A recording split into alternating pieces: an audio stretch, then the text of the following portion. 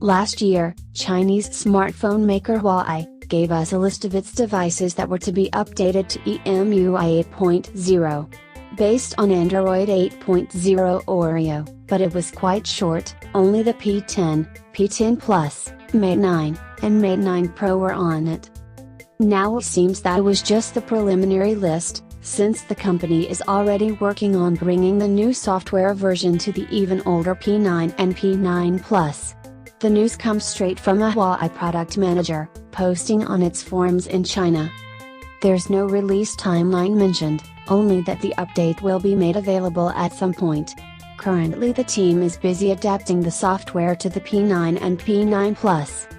Note that since this hasn't been announced on an international forum, there's a slight chance that Huawei will only grace these phones with Oreo in China.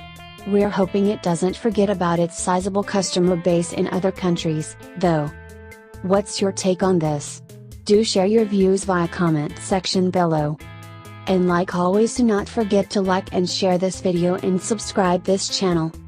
I will be back shortly with another news. Till then, have a great time ahead. Bye bye.